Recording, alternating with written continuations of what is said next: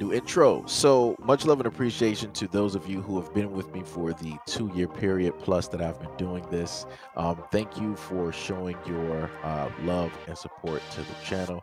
And to anybody else who is brand new to the platform and you would like to support the channel, also you can do it by way of Patreon, Anchor, the clothing store, and also the shoe shop that is listed in the comment description below. And again, thank you to any and all of you guys who have been here to support this channel during the 2+ year period. I wouldn't be able to do what I do every single day without you.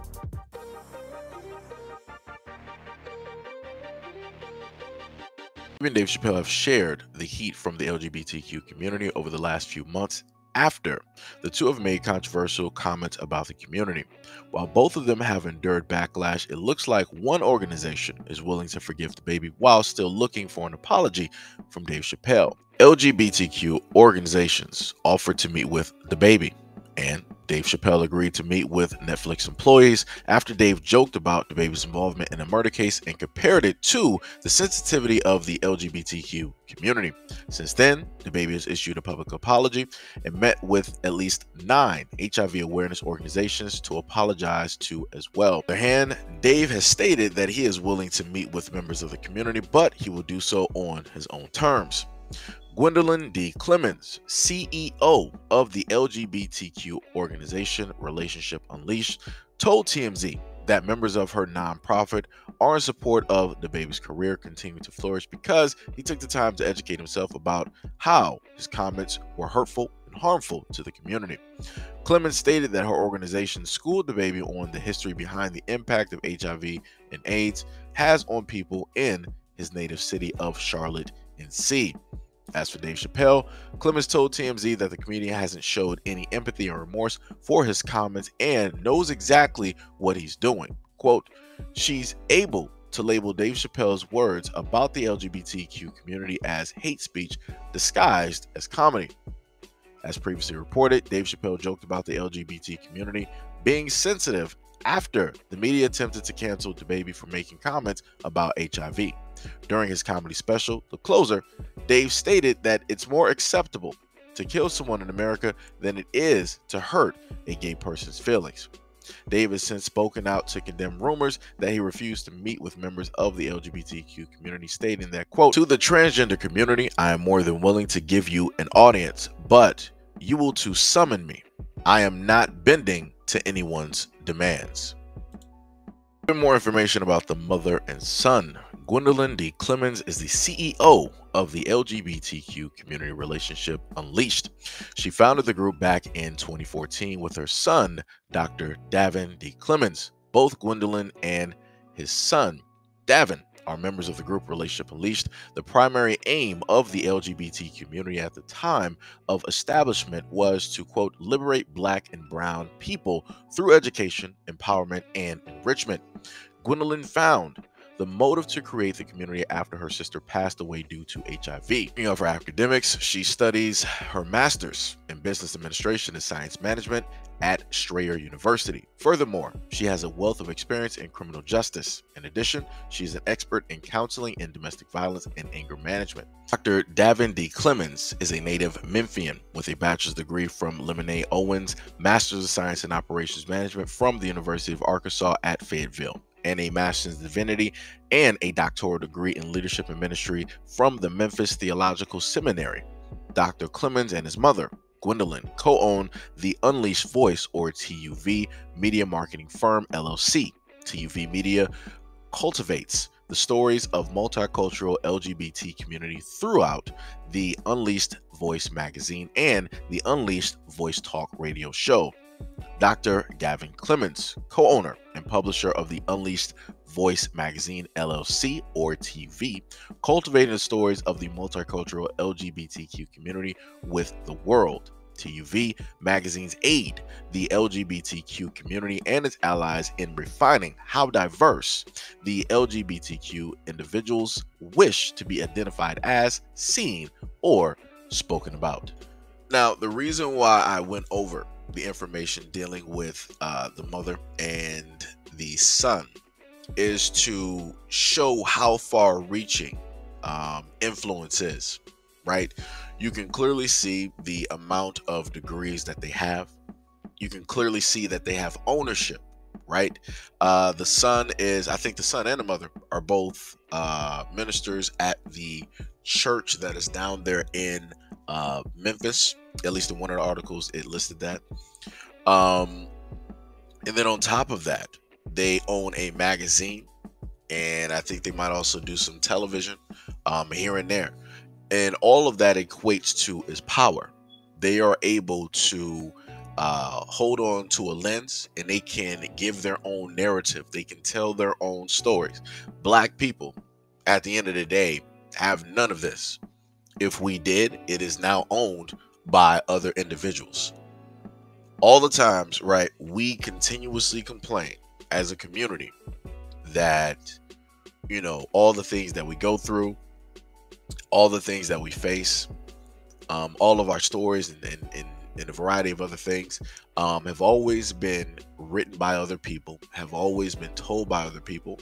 The narrative has always been shown from a lens of other people who have never walked the life or had the experience of being black, of having, the type of melanin, right, that we have in our skin, and how that impact of having that, deems us as, in a sense, being criminals or evil or, or different things like that. The mother and the son at least have that, right? The LGBT community at least have that. When you try to mirror that back at the black community, what do we have? What you gonna say? Ebony, Jet, BET, something else, or whatnot? We really don't have anything. We really don't. And if we do have black people, right, in power telling the stories of black people, it's still not in the way that we would want them to be told. There's still little things that get added in, or that get subtracted from the story, or that get divided from the story, or the importance of the story,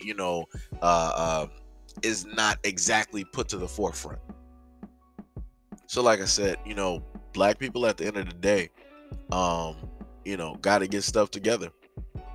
Got to get stuff together. Every other community has educated folks that are there, that are pushing forth their narrative, their story, and whatever visions that they basically have.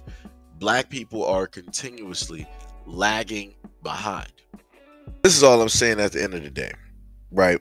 This organization has, I guess, the power because they have media behind them, which they produce, because they have publications behind them, which they produce, and they also have more than likely a church behind them, which they created and are the the organizers of, and also ministers. Because they have all of these facilities and things behind them, they have power, they have money, they have backing, they have a voice, right? And they're able to shout, go to the highest mountain and shout, and people are going to pay attention and listen to them, right? So we have the baby, for example, where it was stated that, Miss Gwendolyn, forgave the baby for, what it is that he said, because he decided to meet with them on their terms and, all this other stuff, right? Which is whatever it is, right? Like I said, he got a mouth to feed, kids, all this other stuff, right?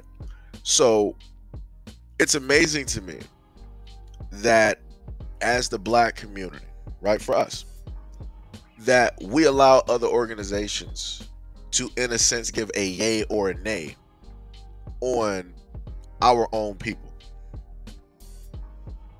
We at no point in time as a black community can give a yay or a nay on anybody, in their community at all. We can't say yes or no. We can't sit up and say that, this person is canceled, this person is not canceled, this person is in limbo of being canceled. Like, we can't sit up there and do that.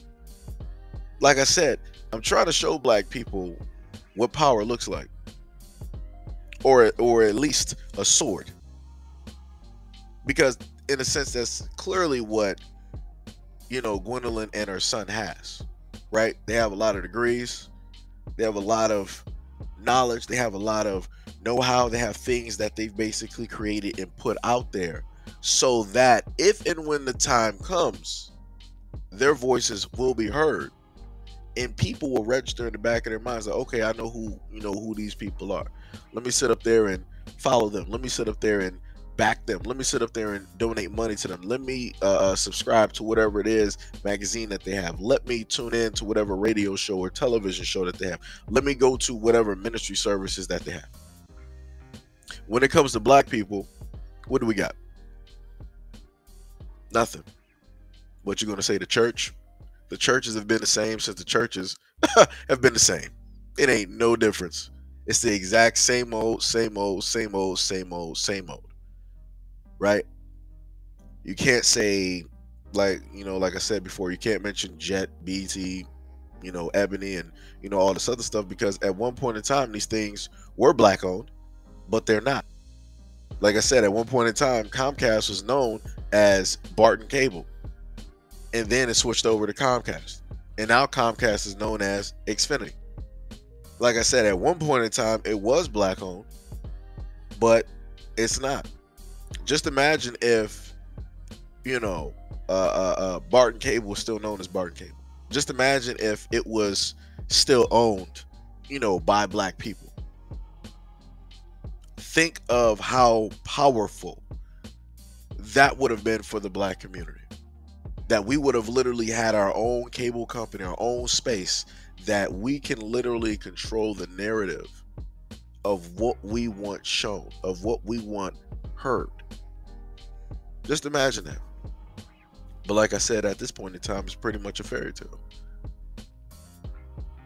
So my hope is that out of looking and listening to everything that I stated, that black people basically realize that we are in an uphill battle, right?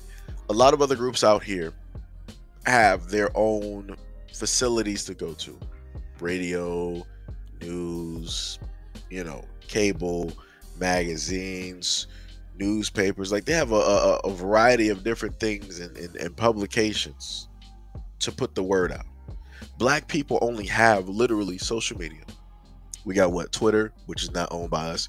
YouTube, which is not owned by us. Facebook, not owned by us. IG, not owned by us. TikTok, not owned by us. And a variety of other ones. And this is what we go to every single day in order to get the word out. In order for people to see and hear what it is that we experience and go through on an everyday basis.